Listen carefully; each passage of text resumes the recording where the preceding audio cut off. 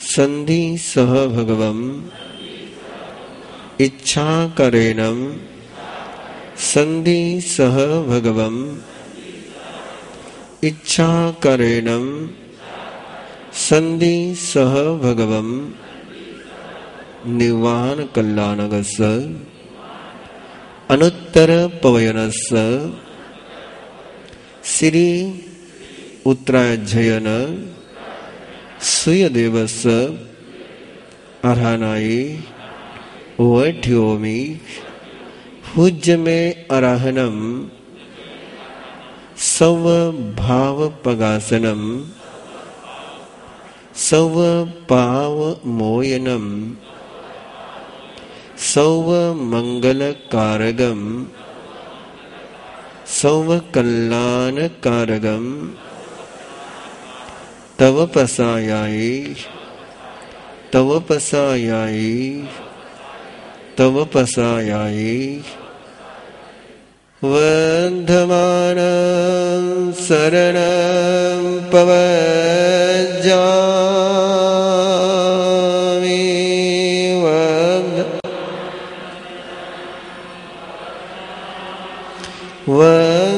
वंधमानं शरणं पवज्जामि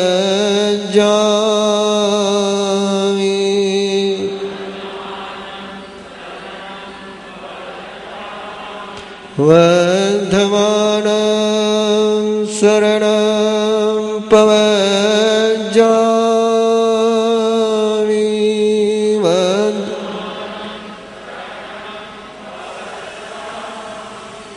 नमो सूर्यदेवयाय नमो सूर्यदेवयाय नमो सूर्यदेवयाय नमो सूर्यदेवयाय नमो सूर्यदेवयाय। कर्म के क्षेत्र में बंधु का व्रत निभाना बहुत दुर्लभ है। धर्म के क्षेत्र में बंधु व्रत सहज निभ जाता है। एक भाई दूसरे भाई को नरक से बचाने का प्रयास, एक भाई दूसरे भाई को संसार के दुख से बचाने का प्रयास करने में सफल होता है। ऐसे ही दो भाइयों की महागाथा जय घोष और विजय घोष। जय घोष ब्राह्मणी, विजय घोष ब्राह्मणी, दोनों युगल के रूप में जन्मे, दोनों सहजात। जय घोष एक बार बनारस में गंगा नदी पर स्नान करने के लिए पहुंचा और वहां देखा उसने कि एक सांप एक मेंढक को निगल रहा है, और जिसमें सांप मेंढक को निगल ही रहा है, सांप के मुंह में मेंढक है ही, उतने में ऊपर से कुरर गिद्ध पक्षी आया और उसने सांप को पकड़ लिया अपने मुंह में। सांप स्वयं मौत के मुंह में जाने के बावजूद मेंढक को अपने मुंह से छोड़ नहीं रहा है। देखा जय घोष ने कैसा ये संसार है, कैसी ये संसार की चेतना है कि स्वयं मौत के मुंह में होते हुए भी दूसरे को भी मौत के मुंह से मुक्त नहीं करता है। स्वयं दुखी होते हुए भी दूसरे को दुख ही देने का प्रयास करता है। क्यों नहीं सोचता ये संसार कि दूसरे को मैं दुख दे रहा हूं, इसीलिए मुझे दुख मिल रहा है। मैंने किसी को मौत के मुंह में लिया है, इसलिए किसी ने मुझे मौत के मुंह में लिया है। मैंने किसी को मौत के मुंह से मुक्त कर दूंगा तो मुझे भी मौत के मुंह से मुक्ति मिल जाएगी। और संसार की इस अनादिकालीन चेतना को, दूसरे को मारने की चेतना को देखते देखते जयघोष संभल गया है कि नहीं, अनादि काल से मेरे अंदर भी चला रहा ये प्रवाह, ये संस्कारों का प्रवाह, ये कर्मों का प्रवाह, ये वासना का प्रवाह, अब मुझे इसको तीर जाना है, अब मुझसे इसके बाहर हो जाना है। मुझे किसी के लिए भयंकर बन करके नहीं जीना है। मैं बनूंगा तो अभयंकर बनूंगा, भयंकर नहीं बनूंगा। और गंगा नदी को तीरने के साथ ही वो अंदर की अपने सारी भावनाओं से भी तीर कर श्रमणों के पास पहुंचा। ब्राह्मण था, लेकिन श्रमणों के पास पहुंच करके वो जानता था एकमात्र श्रमण ही है जो भगवान महावीर के जिन शासन में अभयंकर है। वे केवल मुंह से ही अभय नहीं बोलते, उनका अस्तित्व भी अभयमय है। उनकी नजर भी अभय की नजर है, उनकी क्रिया भी अभय की नजर है। वह न मन से, न वचन से, न काया से किसी को भय का दान देते हैं, वो निरंतर अभय दान ही देते। और ऐसे अभय दान के पद पर चला हुआ जय घोष श्रमणों के पास दीक्षित हो जाता है। दीक्षित होकर के अनादि काल के भय देने के संस्कार, दूसरे को भयभीत करने के संस्कारों को अपने अंदर से समाप्त करने के लिए स्वयं का अनंत चक्षु का स्वरूप उद्घाटित करने के लिए जैसे जैसे हम अभय देते हैं वैसे वैसे हमारे एक एक चक्षु अंतर की उद्घाटित होती है। जैसे जैसे हम भय देते जाते हैं वैसे ही हमारे अंदर की दिव्य चक्षुएं बंद हो जाती है। इसलिए प्रभु महावीर की स्तुति करते हुए सुधर्मा स्वामी ने परमात्मा के अनंत चक्षु का कारण बताते हुए अभयंकरे से वीरी अनंत चक्षु, अभयंकर बनने के बाद वे अनंत चक्षु बने। अनंत अभय होगा, अनंत चक्षु का उद्घाटन होगा। और इसलिए अनंत अंदर के भय देने के रास्तों को बंद करने के लिए, अभय देने के रास्तों को खोलने के लिए जय घोष मुनि ज्ञान, दर्शन, चरित्र, तप और वीर्य की उत्कृष्टतम आराधना में लग गया। मास कमन के पारने कर करके उसने अपने तन को शुष्क कर दिया और आत्मा को पुष्ट कर दिया। शरीर को क्षीण कर दिया और आत्मा को मजबूत कर दिया। एक बार जय घोष के मन में एक भावना का जन्म हुआ, मैं निर्वाण के पद पर चलाऊं, मैं मोक्ष के पद पर चलाऊं। मेरे साथ जन्म हुआ विजय घोष दुख के मार्ग पर है।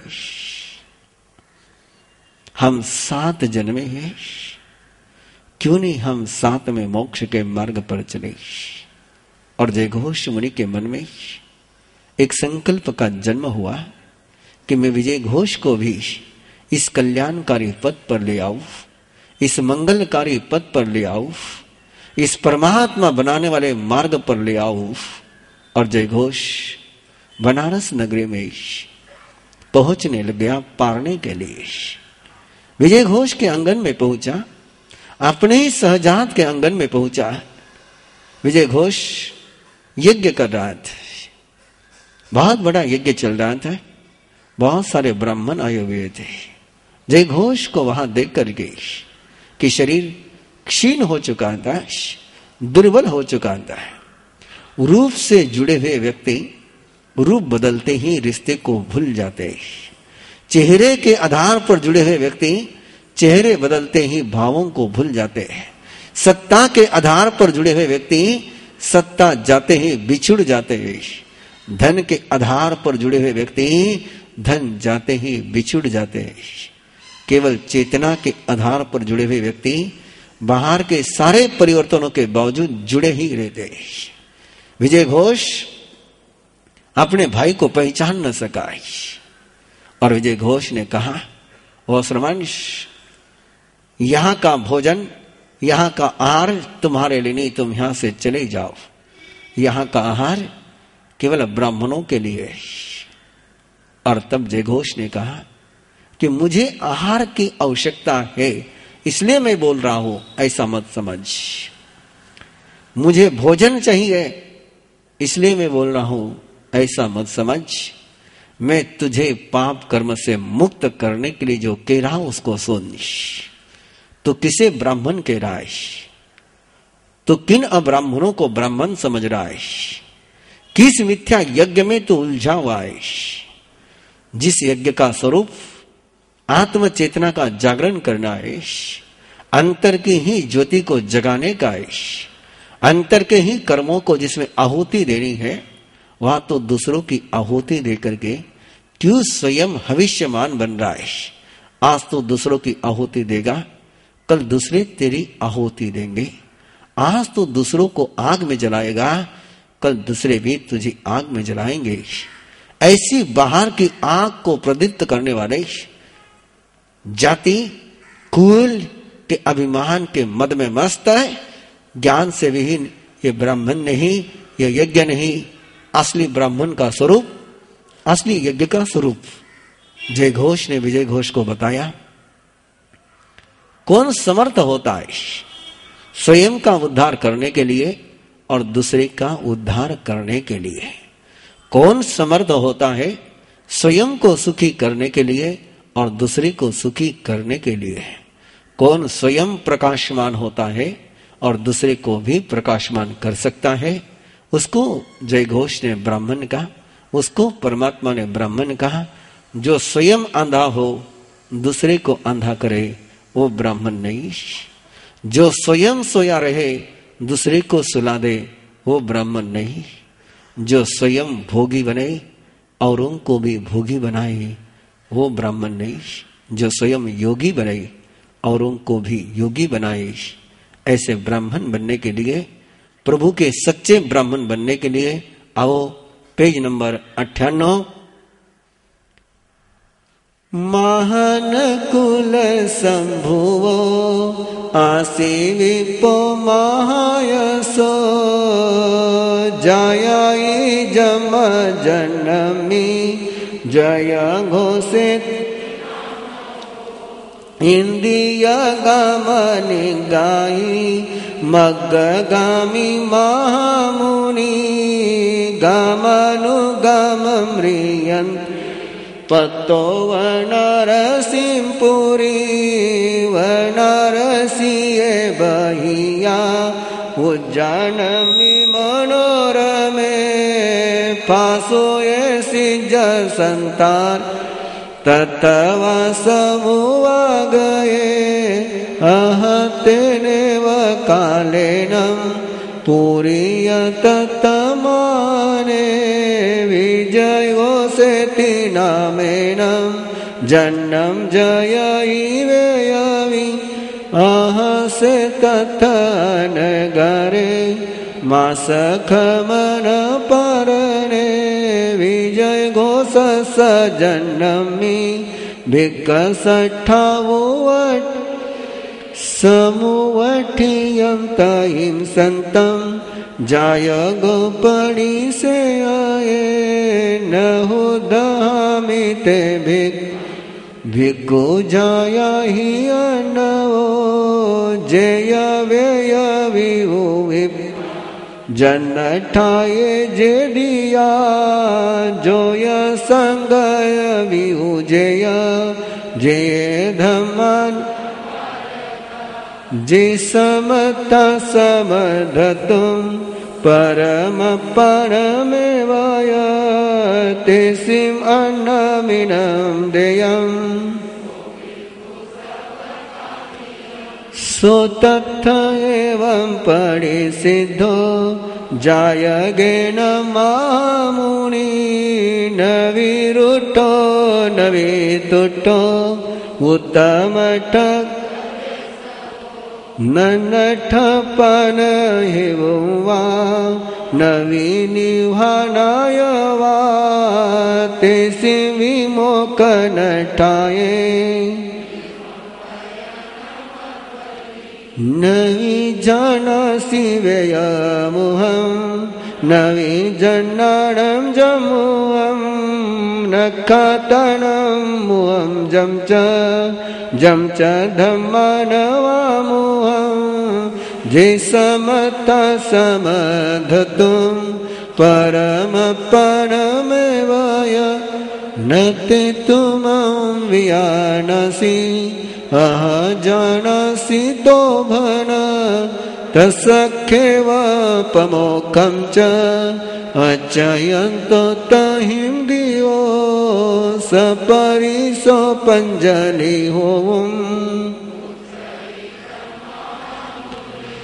वियानं च मोहं भूयि जन्नान जमुअं न कतान मोहं भूयि धम्मान वामुअं जे समर्थ समोदतुं परमपरमेव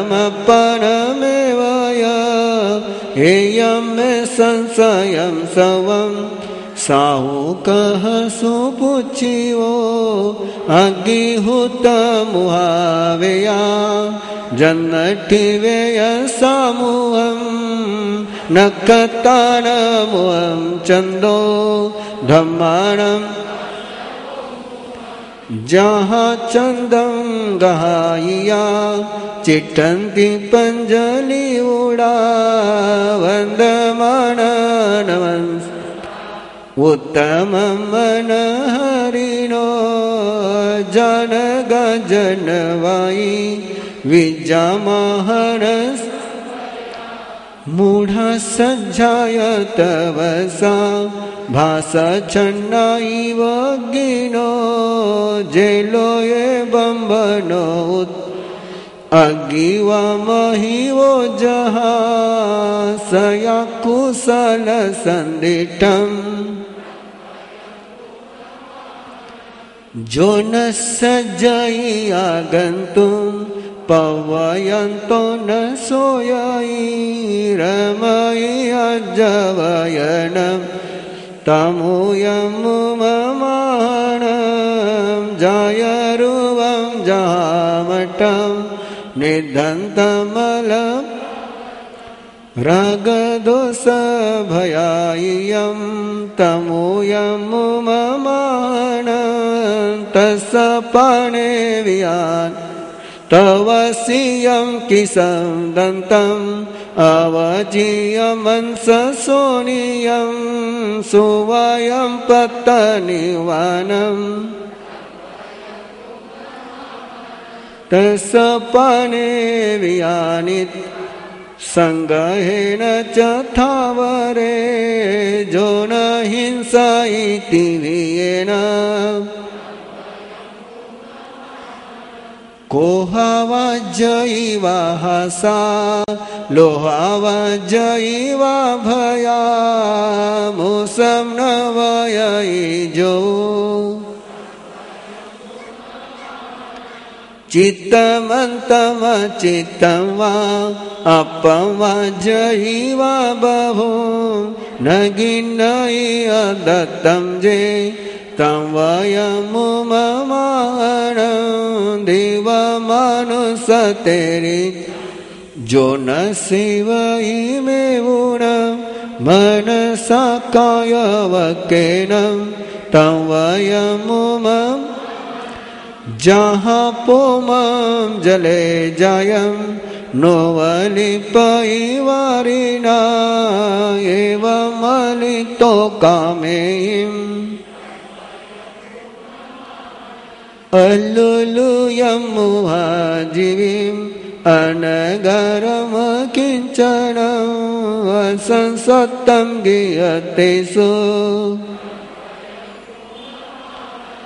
जहि तपोव संजोगं नाई संज्ञेय बंधवे जो न सज्जई भोगेषु तं वयं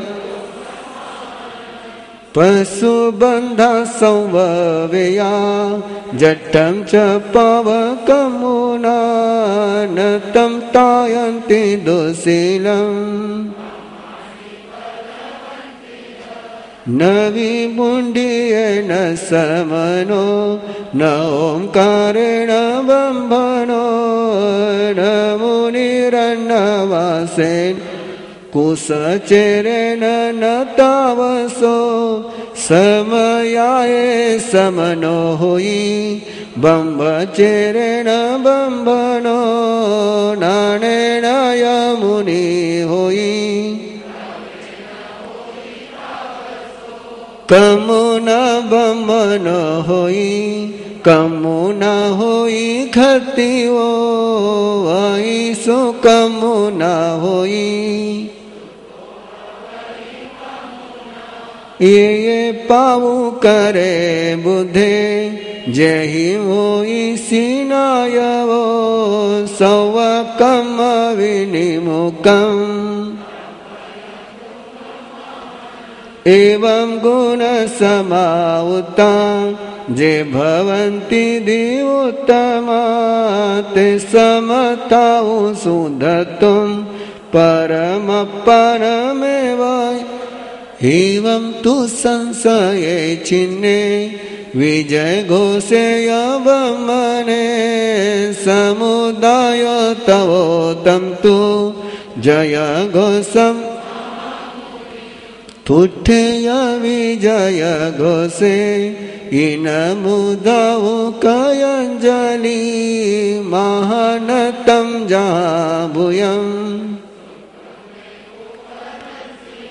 तुभे जयिया जन्नानम तुभे वेय विवो विवो जोई संग विवो तुभे धम्मानम तुभे समताओ धतुम परम परमेव तमनुगाहं करेयमं भिक्खेनम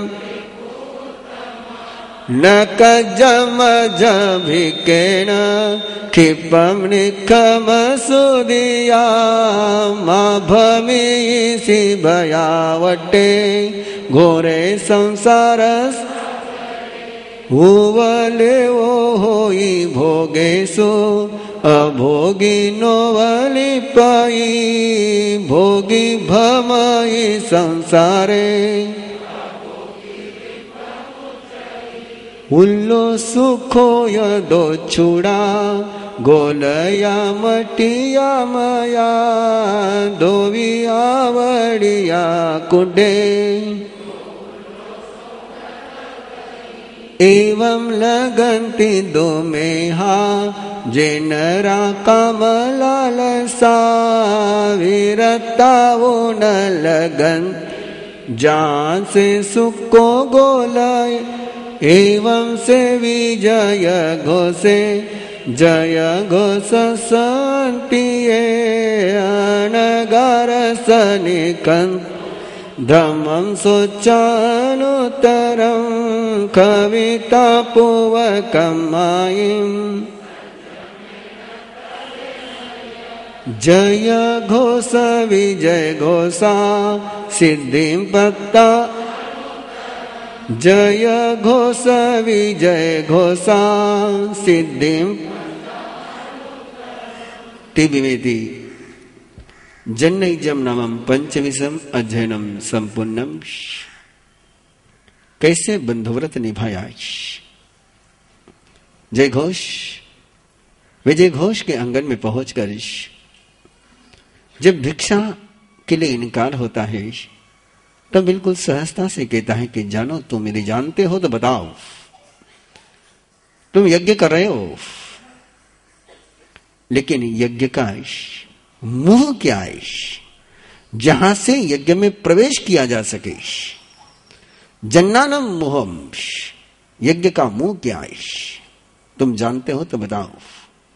वेदों का मुंह क्या है, जिन वेद मंत्रों का तुम उच्चारण कर रहे हो उनका मुख तुम जानते हो क्या है। नक्षत्र के आधार पर तुम सारा आयोजन करते हो लेकिन नक्षत्र का मुंह क्या है, धर्म का मुंह क्या है। 4 सवाल विजय घोष ने सामने रखे। वेदों का मुख क्या है, यज्ञ का मुख क्या है, नक्षत्र का मुख क्या है और धर्म का मुख क्या है। यदि तुम जानते हो तो मुझे बता दो। ईमानदार था विजय घोष, ईमानदार था। अपने अज्ञान को कबूल करने की ईमानदारी जिसके पास होती है वो ज्ञान प्राप्त कर सकता है। जो अपने अज्ञान को कबूल नहीं करता है उसके ज्ञानी होने की कोई संभावना नहीं रहती है। विजय घोष ने कबूल किया कि मैं नहीं जानता, तुम जानते हो तो बताओ। बड़ी विचित्र बात है कि यज्ञ कर रहे लेकिन यज्ञ का मुख नहीं जानते, धर्म कर रहे लेकिन धर्म का मुख नहीं जान रहे। और तब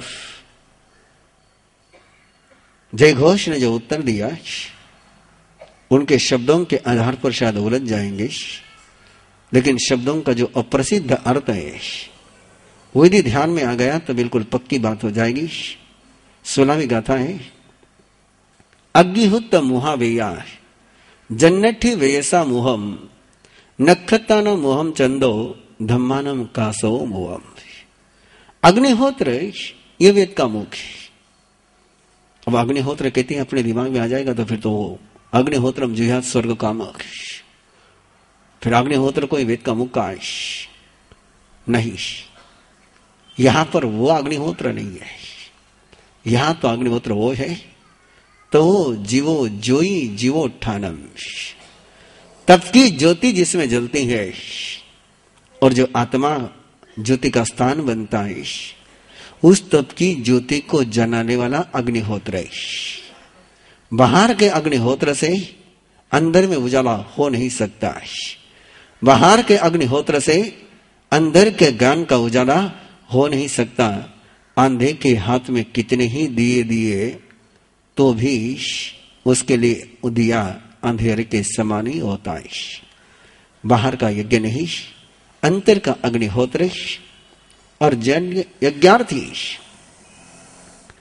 जो मोक्षार्थी है वो वेद का मुख है। वेद का मुख अग्निहोत्र है और यज्ञ अग्निहोत्र का मुख वेदार्थी है, धर्मार्थी है।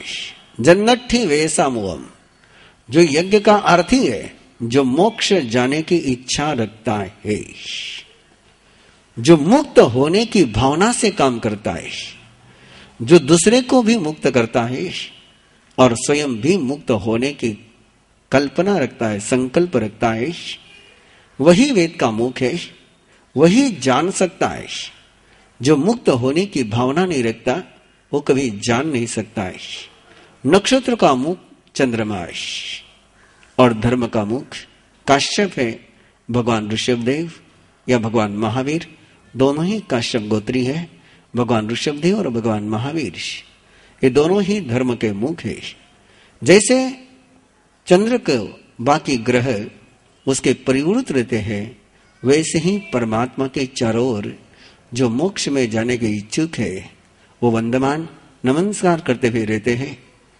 किसी के ना ब्राह्मण, बहुत सारी परिभाषाएं दी है और ऐसी परिभाषाएं दी है कि आप बनना चाहो तो आप भी ब्राह्मण बन सकते हो। बिल्कुल सहज है कि जन्म से कोई ब्राह्मण नहीं होता है, जन्म से कोई श्रमण नहीं होता है।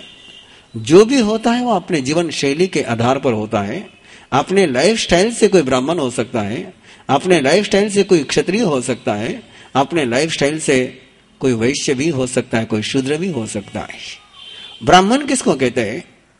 पहली परिभाषा दी है 20वीं गाथा में, जो न सज्जई आगंतुम पवयंतो न सोयई रमई अजवैनमी तम उयम मुम महानम। कोई आ गया उसमें आसक्त नहीं हुआ, आया उसमें आसक्त नहीं, गया उसमें व्याकुल नहीं। धन आया तो आसक्त नहीं, धन गया तो रोया नहीं। आप आ गए पकड़ा नहीं, आप गए तो रोए नहीं। आप आए तो पकड़ा नहीं, आप गए तो रोए नहीं। जो आने वाले को पकड़ लेता